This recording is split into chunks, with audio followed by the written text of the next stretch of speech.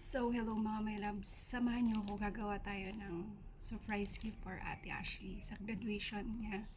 So, may binili ako sa Handicraft Petals ng mini bouquet at saka grand lance na merong money.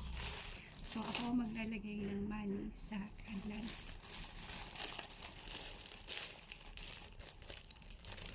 Nadukan siya sa taas. So, dito ako sa baba gumawa. So, ito yung kasama niya. So, nabili ko to ng 330 pesos. Kasama na yung money grand lance. This one. So, may 10 pieces na ano siya, na papel kasama.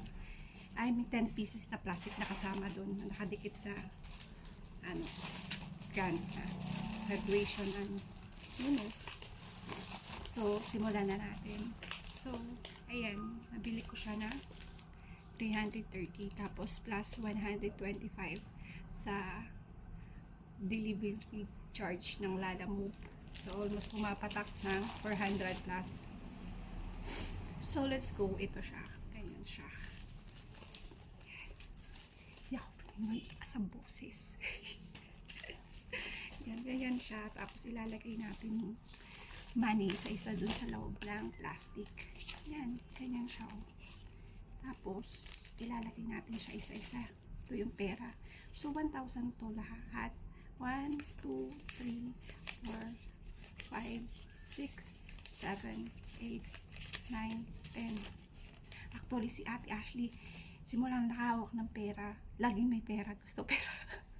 At totoo lang. Kasi naman tayo dun before, di ba? Walang ganito, di ba? Nasabitan ka lang ng award, tapos ng mga ribbon-ribbon. Pero ngayon, parang nag-level up na mga kids ngayon.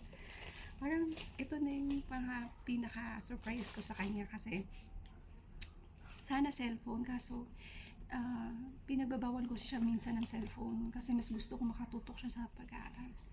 So, ito. Lagay na natin. Mas maganda kasi nakatutok yung bata sa pag-aaral. Cellphone sana, kaso sabi ko, iniisip ko kapag cellphone, baka mag-cellphone na lang siya parati. Kasi kinoconfiscate ko yung cellphone niya pag matutulog na, tsaka sobrang sa paggamit ng cellphone. So, ayan. Kaya natin. So, wait lang. Suksok mo. So, ganito to siya pag nakasuksok na yung pera. So, ang dami palalagay natin. So, let's go. Tatanggalin to. Tatanggalin yung pinaka-tape para tumikit siya. Ano pa to? Hindi ko pwede kasi ako magmalakas ng boses kasi malakas man pang-amoy ng mga bagets pag may ginagawa akong something. Yan. Tapos, ididikit natin siyang ganyan. Yan, para safe yung pera, hindi siya malalaglag. So, lagay muna natin dito yun. So, thank you so much nga pala sa Handicraft Petals. Dahil ni-rush order ko to kasi hindi na ako order sana ako sa Shopee. Kaso baka hindi naabuti ng April 12. So, sayang naman, hindi ko na siya maiaabot. Hindi na siya surprise. Diba? So, sa 200 pa lang tayo, hindi pa tayo nakakatapos. Mahirap din pala maglagay ng pera dito sa plastic. Makipot kasi, hindi siya yung talagang yung mabilis mo siyang mailalagay. So, dapat may patient ka. So, kakat ko muna ha, hanggang malagay ko muna itong mga pera. So, ganito na siya, oh. Ang dami ko na nailagay. So, meron pa kang 3, ay 4. So, let's go. Ayan, para makita nyo yung ginagawa ko. Actually, nagluluto ako. So, binababad ko muna yung baboy tsaka gulay. So, eto. Ayan, matigas pa. Ito yung ulam namin for today's video. So, habang gumagawa ko nito, binababad ko na yung baboy para mamaya magluluto na ako. So, konti na lang to. Tapos matatapos na to. Tatapos ko na to. Mahirap lang kasi makipot. Pero kung Kasi kailangan talagang makipot siya kasi pag umano, gagalaw-galaw yung mga pera. So, ayan.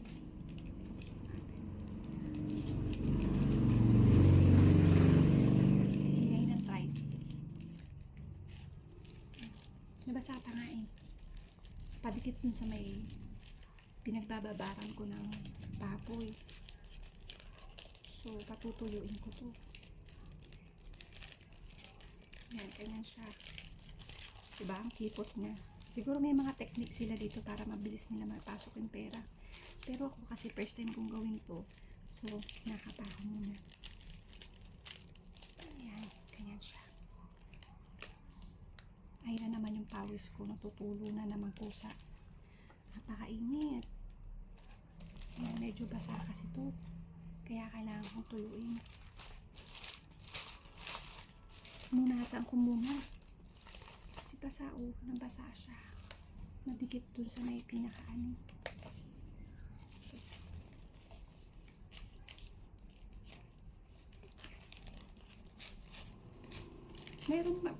Merong siyang pag sinuksok mo, mabilis pumasok. Meron ding part na ang tagal, sinuksok. Hirap po. Hindi ko naman pwede i-fold yung pera kasi ganun din, ibubuklat ko rin siya. Kaya mano-mano mo siya isusok. Hindi pwedeng manggigil. Kasi baka mapunit yung pinaka-cellophane. At wala tayong paglagayin, kulang pa na isa, masisira, maglalaktaw. So no choice. Ayun yung pawis ko, grabe. Ayan, last na. Tapos na. Tapos na ako. Ayan na siya. Wait lang. Ayaw pa ata pumasok.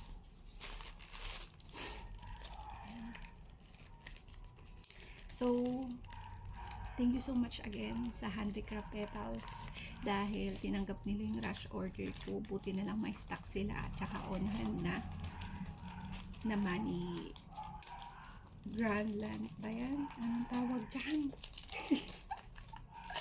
Hindi ko kasi na-experience to tsaka you know nagdrama ang girl. Actually, hindi ko talaga na-experience to. Alam mo naman, it's a broken family. Si Papa lang parati nag-a-attend ng graduation ko. Kahit yung grade 6 ako, si Papa lang din nag-attend sa ko. Kahit wala na siya, pinuntahan niya pa rin ako. Pumuntahan niya ako kay Mama.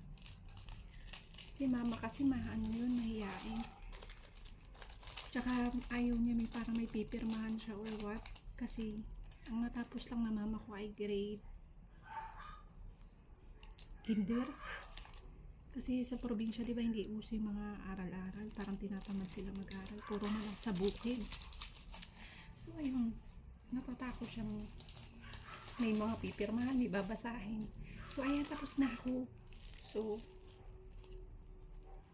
ganito nga pala yan. Okay? So, ganito nga pala yan.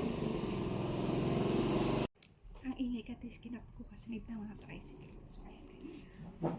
Yan, ganyan. Ganyan siya. Tapos, abot ko ganyan. Yan, ganyan. Abot ko siya ganyan. Yan, diba? Ang ganda. Sa tingin nyo, masusurprise ko kaya siya. So, hanggang dito na lang muna kasi magluluto pa ako. Maraming salamat sa panonood nyo at thank you so much mga my loves. God bless.